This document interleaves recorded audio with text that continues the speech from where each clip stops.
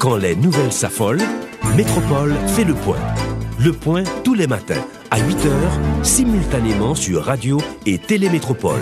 Le point est une courtoisie de MSC+, MSC Trading et Maché Titoni. Madame, monsieur, bonjour, bienvenue à la rubrique Le Point de Radio et Télémétropole. Merci de votre fidélité et de votre intérêt. Comme annoncé, nous avons le privilège d'accueillir sur ce plateau ce matin le ministre des Affaires étrangères et des Cultes, M. Pierre Dully Brutus, ancien représentant d'Haïti à l'OEA pendant 10 ans. Ça fait environ quelques mois depuis qu'il occupe ce poste. J'avoue que nous sommes contents d'avoir la possibilité de lui parler aujourd'hui. Monsieur le ministre, bonjour, bienvenue à Métropole. Très heureux de pouvoir vous poser des questions ce matin. Bonjour, monsieur Théodore. Vous savez, c'est pour moi un plaisir d'être ici. Il est vrai, depuis que je suis ministre des Affaires étrangères, je ne peux pas dire que j'évite d'être présent et sur le plateau de la presse haïtienne, mais j'avais donné priorité à un ensemble de défis que j'avais à relever sur le plan international. Donc c'est la raison pour laquelle je n'avais pas beaucoup de temps pour être présent sur les plateaux des radios et de la télévision. Et est-ce que l'on peut dire que c'est un début, non? On va voir. Est-ce que tous les défis ont été relevés et que maintenant... Je ne dis pas que tout a été relevé, on va voir. Parce que personnellement, avec l'âge, j'ai appris à être modeste. C'est ce que je veux dire. Modéré aussi? Très modéré. Alors, juste avant de voir quelques points dominants de l'actualité et en rapport à votre travail évidemment, la transition a été facile pour vous de l'OEA où vous avez représenté Haïti pendant 10 ans au poste de ministre des Affaires étrangères. La transition a été comment? Et dites-nous, pour les jeunes qui vous suivent là, comment a été l'expérience? Quelles sont les leçons apprises au cours de cette carrière que vous avez eue à l'OEA? Bon, personnellement, je dois vous dire que ça a été pour moi une carrière très riche. J'ai beaucoup appris au sein de cette organisation.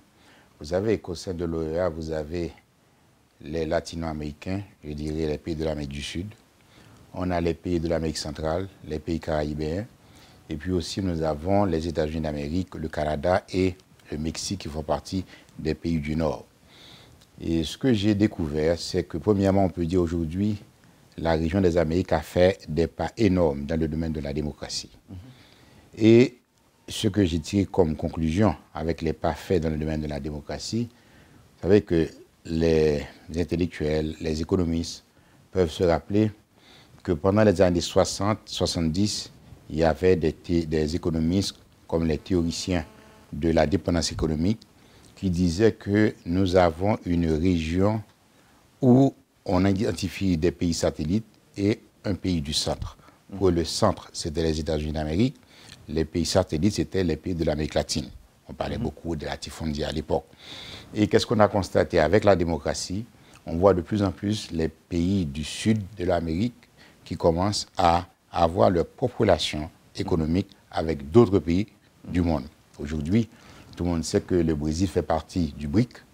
Le Brésil a des relations avec la Russie, des relations avec l'Inde, sur le plan économique. Donc c'est plus que sud-sud maintenant, c'est plus que sud-sud. Bon, plus que sud-sud, mais aussi c'est une diversification. Parce que pour moi, qu'est-ce que ça veut dire? Cela veut dire qu'avec la démocratie, le problème de souveraineté ne se pose pas comme c'était le cas avant. À savoir, puisque c'est le peuple qui décide, on n'a pas à demander à un pays étranger de vous dire quoi faire. Le peuple vous a élu, vous êtes là pour satisfaire le peuple qui vous a élu. Vous ne le faites pas, vous allez perdre les élections. Donc ça, c'est la première conclusion que j'ai tirée pendant ma présence à l'OEA. Et deuxième conclusion aussi que j'ai tirée pendant ma présence à l'OEA, c'est par rapport au problème de développement économique que nous avons aujourd'hui dans la région. Par exemple, et c'est vrai, il y a des pas énormes qui sont faits dans le domaine des droits humains, il reste encore des progrès à réaliser. Dans le domaine économique, aujourd'hui, je pense que la région est en panne d'idées. Par exemple, je me rappelle qu'en 2005, il y avait la volonté américaine d'imposer ce qu'il appelait à l'époque la zone de libre-échange des Amériques. C'était le projet du président George Bush. Et à l'époque, ce que les Américains n'avaient pas compris, les pays du sud de l'Amérique, comme le Brésil, l'Argentine, l'Uruguay, ces pays-là sortaient à peine d'élections.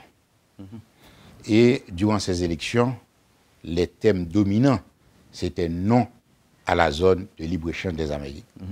Donc, ce qui explique qu'en 2005, ce projet a échoué. Mais qu'est-ce qu'on constate depuis? Il y a une volonté des États-Unis d'Amérique de se tourner vers d'autres continents. Par exemple, aujourd'hui, on parle beaucoup de la nécessité d'avoir une alliance transatlantique, à savoir une alliance entre les pays du nord de l'Amérique et les pays de l'Europe. Ce qui a provoqué aussi quelques réactions au niveau des pays du sud de l'Amérique qui pensent qu'ils font partie de la région des Amériques. Il faut qu'il y ait un dialogue entre les pays de la région. Donc, et c'est la raison pour laquelle moi je pense qu'aujourd'hui, si on essaie de suivre ce qui se passe dans la région des Amériques, il faut voir que de plus en plus, les pays du Sud sont en train de se consolider à travers ce qu'on appelle l'UNASUR. L'UNASUR, c'est un instrument politique et ils ont donné à l'UNASUR ce que je peux appeler un instrument économique qui est la banque CAF, qui est là pour financer les programmes de développement des pays de l'UNASUR. Et moi, je pense qu'aujourd'hui, qu'est-ce que veulent les pays de l'UNASUR, les pays du Sud des Amériques? Ils sont conscients qu'en 2005, ils n'étaient pas prêts pour un dialogue avec le Nord des Amériques. Ils sont en train de se préparer en conséquence. Donc, il va y avoir d'autres propositions à l'avenir. Donc, ce qui serait dommageable pour les pays de l'Amérique centrale, les pays des Caraïbes, puisque nous ne faisons pas partie de l'UNASUR, nous sommes membres observateurs au sein de l'UNASUR. Mais les Caraïbes, c'est ce qu'on appelle CARICOM. Les pays de l'Amérique centrale, c'est ce qu'on appelle SICA. Ces pays-là ne font pas partie de l'UNASUR. Et moi, ce que je redoute, c'est qu'on va aller vers une espèce de dialogue nord-sud. Et les pays du centre et des Caraïbes risquent d'être écrasés sous le poids des deux géants des Amériques. Nord et sud. C'est pourquoi je crois qu'ici en Haïti, on doit en être conscient. Et notre stratégie au niveau des affaires étrangères, c'est premièrement de tout faire pour être membre observateur au sein du SICA. Nous sommes déjà membres de la CARICOM. Et nous allons faire tout ce qui est possible pour encourager les pays de la CARICOM à trouver une alliance avec SICA pour qu'on puisse au moins parler d'une seule voix. Caraïbéens et CARICOM.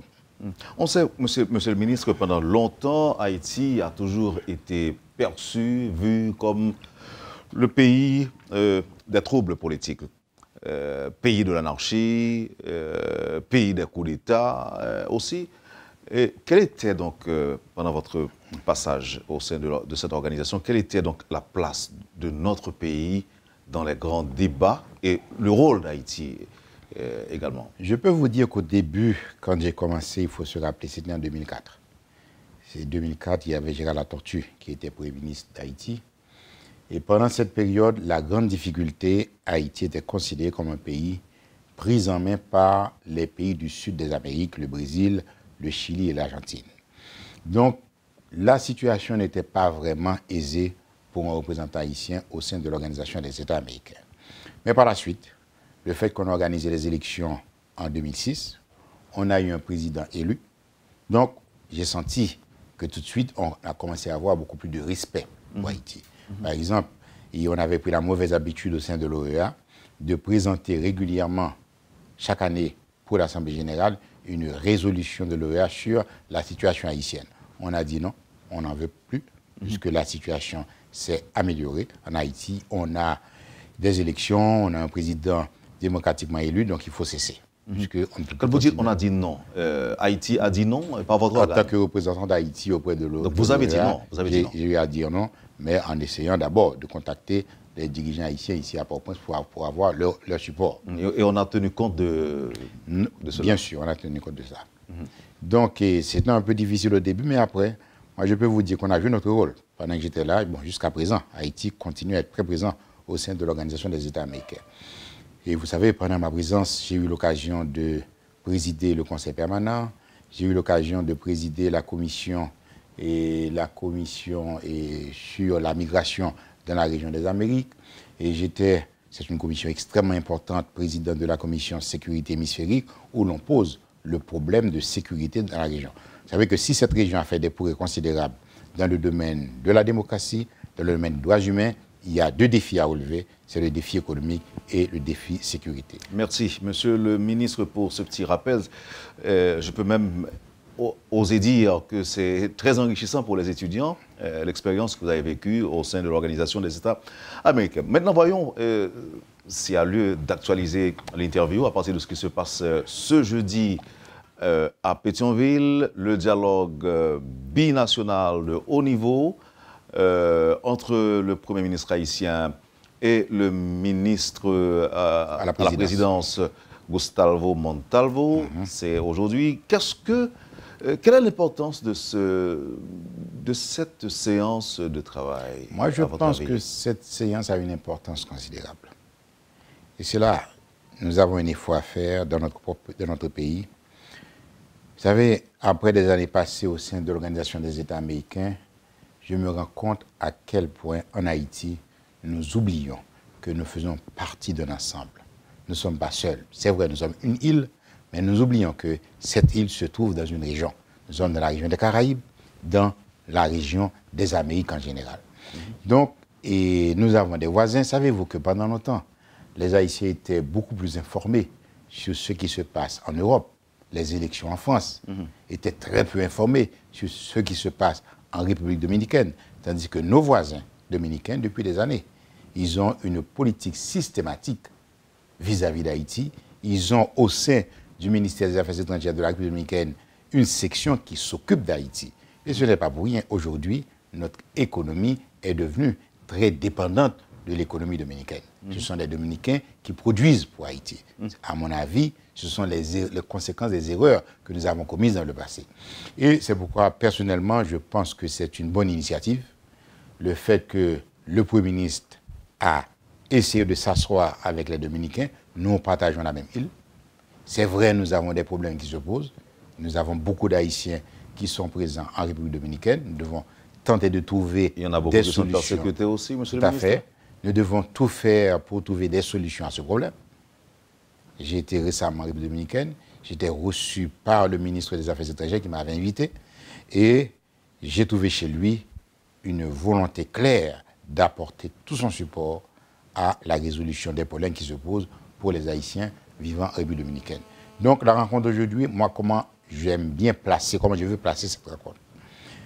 Je pense qu'il ne faut pas oublier que nous faisons partie d'un axe aujourd'hui, qui est l'axe Cuba, Haïti, République dominicaine. Qu'est-ce que j'entends par là?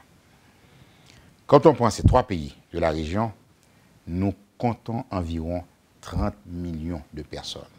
Savez-vous que 30 millions de personnes, c'est exactement la population du Canada, qui est un pays développé. Donc, le fait que nous avons 30 millions, cela veut dire que nous avons un marché de 30 millions de personnes. C'est un marché important et ces 30 millions de personnes, en grande partie, ce sont des jeunes.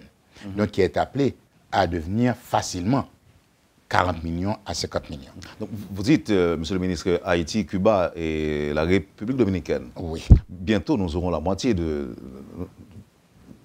Je ne sais pas si... Je n'ai pas en tête le chiffre de tous les pays de l'Amérique centrale, mais je pense que quand on prend les 6 pays de l'Amérique centrale, je doute fort que ces pays-là atteignent le chiffre de 30 millions d'habitants. Ce qui représente un marché assez important. Un marché assez important. Et qu'est-ce qu'on peut constater? Aujourd'hui, Cuba a une avance considérable en matière d'éducation. La République dominicaine a compris la nécessité d'éviter les troubles politiques, d'éviter des troubles sociaux, parce que quand il y a trouble, personne ne va investir dans un pays où il y a des manifestations tous les jours. Parce que si j'ai des millions, je vais investir mes millions dans le but d'avoir beaucoup plus.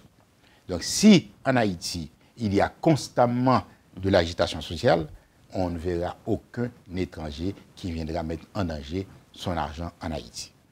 Donc aujourd'hui, je disais que la République dominicaine a fait aussi un bond considérable sur le plan des infrastructures et sur le plan de l'éducation.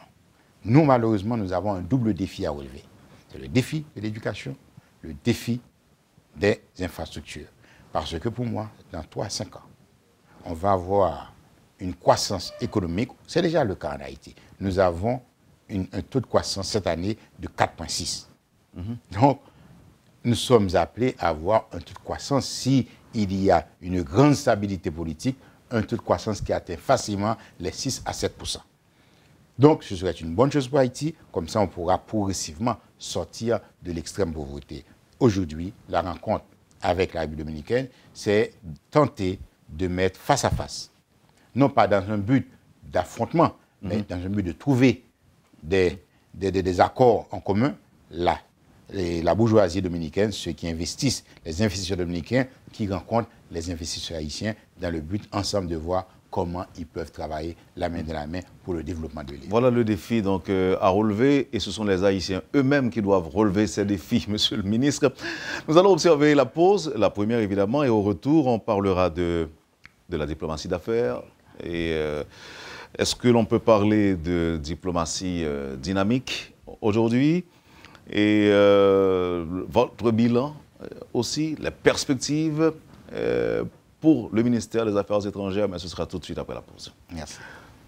Poursuivez, Madame, Monsieur, la rubrique Le Point de Radio et Télémétropole. Notre invité ce matin, le ministre des Affaires étrangères, Monsieur Pierre Dully-Protus. Merci de votre intérêt, ne quittez pas. On vous revient tout de suite après la pause. L'eau atterrit dans MSC+, c'est comme si vous étiez arrivé l'autre bord de l'eau. Matériel électrique, machine à laver, fou, frigidaire et latrine. Dans MSC+, c'est nous qui avons plus de variété de produits dans tout le pays. Nous avons exactement ce qu'on a besoin. Plus toujours. Dans MSC+, nous marions variété à qualité. La preuve, nous sommes représentants exclusifs INCO en Haïti. Ils ont un gros produit de qualité supérieure qui valent le terrain dans le monde entier. Nous avons un showroom 30 000 pieds carrés.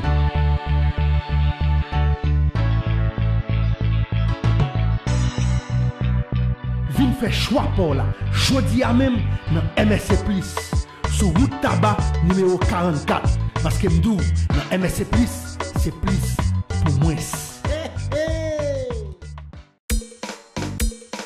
Si vous besoin de votre produit premier nécessité, dans marché Titoni, n'a besoin à bon prix. Ou même qui veut vendre bon genre produits cosmétiques, marché Titoni, n'a besoin à bon prix. Produits en gros en détail pour mettre la caille, dans marché Titoni, n'a besoin à bon prix. Hey, hey, quand ta boulette là, en gros en détail, Tyria, en gros en détail, Etia, en gros en détail, l'huile là, en gros en détail, saumon en gros en détail, sans besoin, en détail, Titoni, en détail, bon prix, en détail, depuis ces produits de qualité, dans marché Titoni, n'a besoin à bon prix, depuis ces cailles Titoni, produits pas expiré, marché Titoni, n'a besoin tout produit. Wap jwen marché Titoni dans building Fabnac, Boss Station Gonaïve là. Téléphone 813 14 57 à 59. L'eau atterrit dans MSC+, c'est comme si vous étiez arrivé l'autre bord de l'eau. Matériel électrique, machine à laver, fou, frigidaire et latrine. Dans MSC+, c'est nous qui avons plus de variété de produits dans tout le pays. Nous avons exactement ce qu'on a besoin. Plus toujours. Dans MSC+, nous marions variété à qualité. La preuve, nous sommes représentants exclusifs INCO en Haïti. Ils ont un gros produit de qualité supérieure qui valent le terrain dans le monde entier. Nous avons un showroom 30 000 pieds carrés.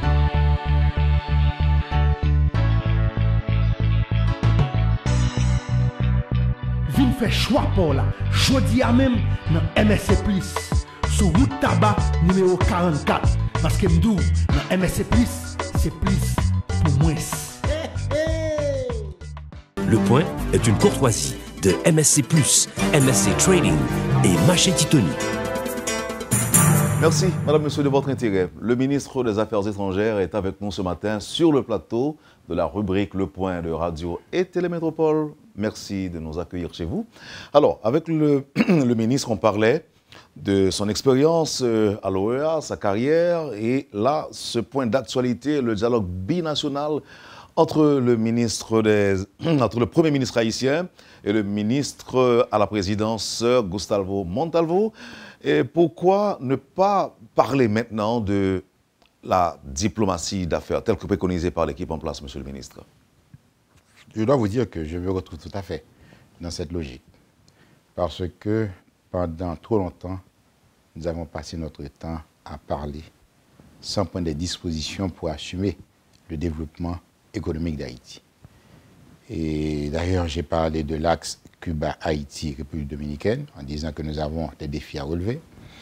Et j'ai vu dans ma vie d'homme politique et beaucoup d'expériences, beaucoup d'occasions manquées pour Haïti. Et aujourd'hui, avec ce gouvernement, je m'en félicite de voir un ensemble d'initiatives qui, si nous continuons sur cette lancée, vont favoriser le développement de la République d'Haïti. Par exemple, dans le cadre de la diplomatie d'affaires, l'approche systématique de notre président Martelly, quand il va à l'extérieur, il parle beaucoup d'investissement. Les gens oublient, tout récemment, quand on parlait d'investissement en Haïti, il y avait un réflexe de dire c'est du néolibéralisme. Maintenant, on n'en parle plus. On n'en parle plus. Et là, j'ai dit récemment au président Martelly, sans s'en rendre compte, il a fait une révolution dans les mentalités. Parce que c'était un obstacle pour le développement d'Haïti. La globalisation n'a rien à voir avec ça? Non, à l'époque, on avait déjà commencé avec la globalisation, mais c'était un réflexe tellement facile. On était perçus comme de vrais hommes qui est proche du peuple. C'est pourquoi certains systématiquement parlaient de néolibéralisme. Mais dites-vous bien ceci, en Union soviétique, là où c'est aujourd'hui, ces gens-là sont rentrés avec force dans l'économie de marché. On peut continuer. En Chine, ils sont rentrés avec force dans l'économie de marché. Qu'aujourd'hui, on se pose la question, est-ce les États-Unis d'Amérique ou la Chine qui est la première puissance économique du monde? Donc, on vient de dire la semaine dernière que c'est la Chine. Bah, donc voilà. Je n'ai pas suivi, c'est assez intéressant. Donc, c'est la raison pour laquelle... Selon un calcul du Fonds monétaire international. Et donc, c'est pourquoi moi je pense qu'en Haïti, c'est très positif le fait qu'aujourd'hui, on commence à penser économie, on commence à parler économie. Pourquoi nous avons autant d'Haïtiens qui se trouvent en République dominicaine? C'est parce que nous avons refusé pendant longtemps d'ouvrir le pays pour des investissements. Savez-vous, il y a un exemple que j'aime donner. Quand je prends le cas du Panama, qu'est-ce qui fait aujourd'hui la force de Panama? C'est le canal de Panama. Est-ce que les Américains qui ont construit ce canal peuvent le prendre, mettre sur leur dos pour aller avec aux États-Unis? Non. Ce canal a été construit par les États-Unis d'Amérique. Il y a eu un accord. Les Américains vont profiter pendant des années, mais après, ce sera un canal pour le peuple panamien. Donc, c'est la raison pour laquelle l'actuel gouvernement est en train de prendre un ensemble d'initiatives, à savoir essayer de tout faire pour avoir un resort touristique dans la zone de l'île à Vache. Ils sont en train de travailler sur une espèce de station balnéaire dans la zone de Côte de Fer. C'est la raison pour laquelle, ce week-end, le Premier ministre et tous les membres du gouvernement, on sera à Côte de Fer pour commencer à faire comprendre aux Haïtiens que nous avons intérêt à privilégier les investissements dans ce pays. Est-ce qu'à ce niveau-là, on peut parler d'infrastructures d'accueil en guise de retombée de la diplomatie d'affaires? Tout à fait, c'est le résultat de la diplomatie d'affaires. Savez-vous que quand on part, le président Martelly est parti à Taïwan. De quoi il a parlé? Il a parlé tourisme, il a parlé agriculture. On a signé un accord d'environ 10 millions de dollars avec les Taïwanais pour améliorer les semences de riz de l'Artibonite. Et tourisme, on est en train de prendre toutes les dispositions pour envoyer des jeunes, pour assumer leur formation dans le tourisme, dans la santé, dans l'agriculture à Taïwan. Et, chose intéressante, le dernier voyage du président Martelly à Nassau Bahamas et à Trinidad Tobago. Nassau Bahamas, quand il est arrivé, la position du Premier ministre de Bahamas, c'était de se féliciter du fait qu'ils ont dépensé plus de 200 millions de dollars pour bloquer la route aux Haïtiens qui veulent rentrer à Nassau Bahamas. Il a dit au Premier ministre, vous jetez de l'argent, ce n'est pas de l'argent bien investi. Si j'étais à votre place, j'aurais pris ces 200 millions de dollars, j'allais les investir en Haïti, dans l'agriculture, puisque à Nassau Bahamas, vous ne faites pas d'agriculture. Il y a un marché. Il y a un marché pour Haïti. Aujourd'hui, savez-vous qu'il y a plus de 3 000 hectares de terre dans le nord, dans la zone du nord-est, que des jeunes du nord, il y a un certain, j'ai oublié son nom, Jovenel, il a pris cette initiative de mettre en friche 3 000 hectares de terre, ce sont les terres de l'État, dans le nord. Il va faire de la plantation de bananes et je peux vous assurer que déjà, il y a plusieurs compagnies étrangères qui attendent pour acheter ces produits. Donc, ce qui est une bonne chose, ce sont des revenus qui vont rentrer dans notre pays. Et l'argent a été investi par Nassau Bahamas ou bien par l'État haïtien? Nassau Bahamas est prêt à porter son investissement. Le Premier ministre vient à peine d'inaugurer une espèce de banque de financement au cours de cette semaine ici en Haïti. Donc, il y a la volonté du gouvernement d'apporter le maximum de support à ceux qui investissent dans le pays. Diplomatie d'affaires, diplomatie dynamique. C'est le cas aujourd'hui, à votre avis? Oui. Et j'étais le week-end dernier en Guadeloupe. J'ai parlé exactement de l'axe Cuba, Haïti, République dominicaine devrait être prêt. Et pour cela, qu'est-ce que j'ai demandé? J'ai parlé à des amis que je connais en Guadeloupe, le président du Conseil général, M. Lurel. Je lui ai dit que nous devons avoir le maximum de jeunes formés. Parce que demain, ce marché, il faut faire attention pour que ce ne soit pas les Dominicains ou les Cubains qui viendront ici en Haïti pour prendre les jobs importants, les jobs intéressants. Et que nous, on soit là pour faire les jobs qui ne payent pas bien.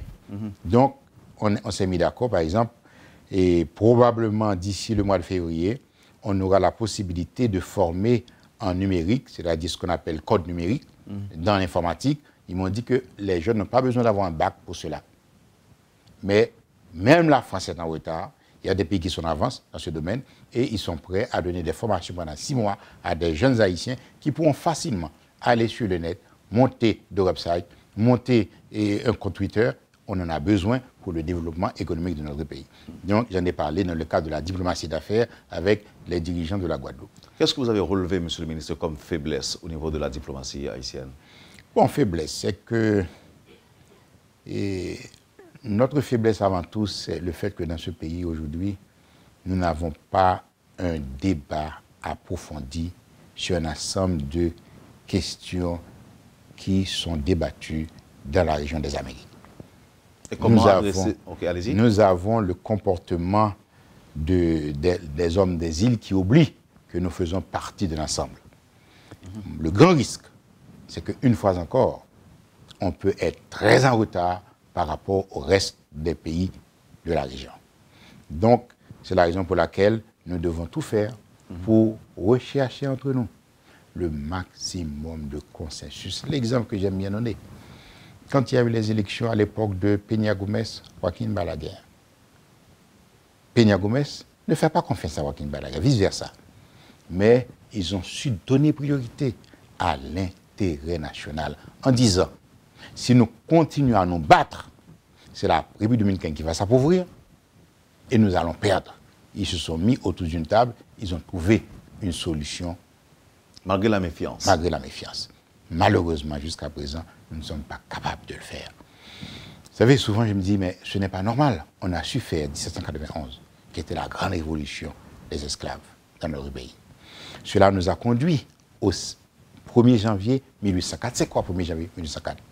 C'est la volonté d'un peuple de fonder une nation qui est la nation haïtienne. Mais malheureusement, après le 1er janvier, nous sommes toujours restés dans la logique de la révolution permanente. Conséquence, notre pays, au lieu d'avancer, nous faisons marche arrière. Nous disons l'autre gens qu'on est là, monsieur le ministre. Oui. Nous disons pas faire bac encore, nous casser tête tournée. Casser tête tournée.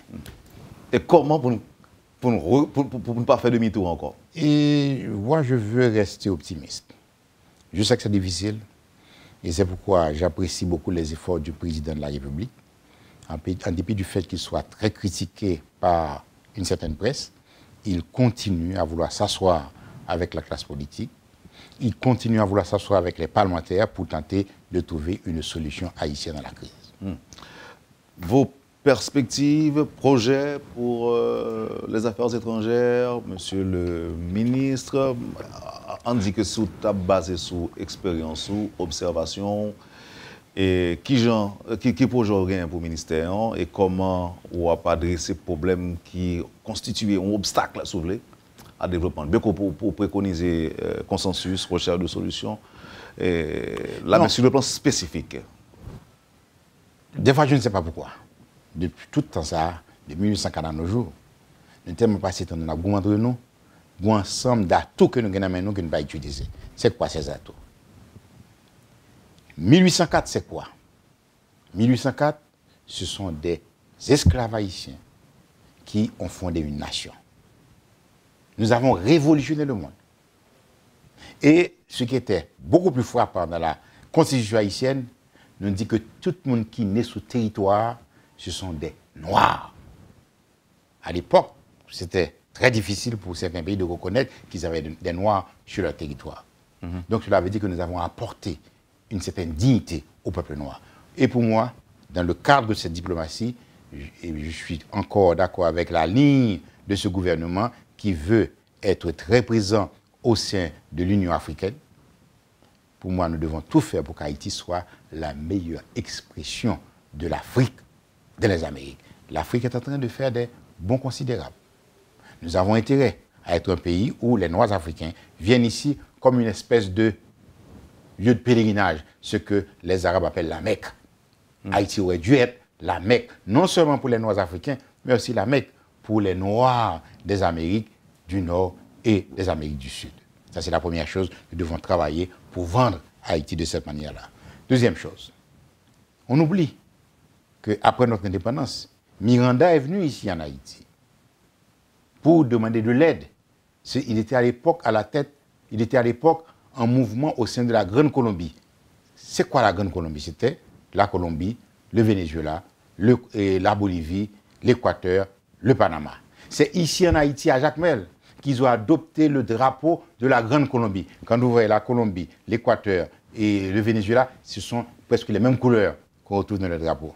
Eh bien, nous devons pouvoir vendre Jacmel, car plus tard aussi Pétion a reçu Bolivar.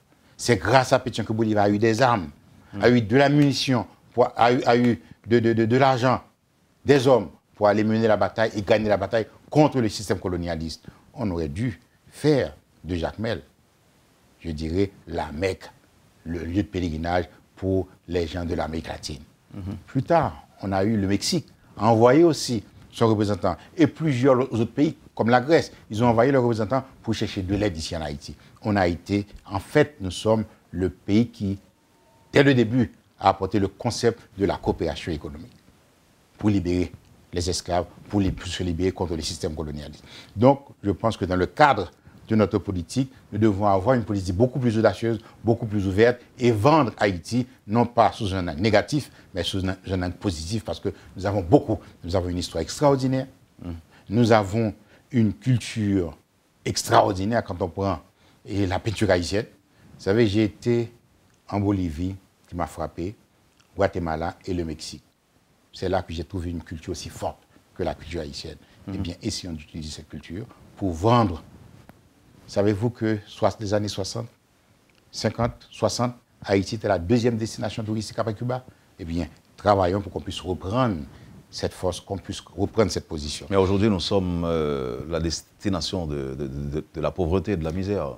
On commence à remonter la pente. Par exemple, on reconnaît qu'il y a une augmentation du nombre de touristes en Haïti, que ce soit des Haïtiens, même des étrangers à travers la BADI, et le gouvernement continue à mener une politique très active en ce sens. Pour cela, il faut saluer notre ministre du Tourisme aussi.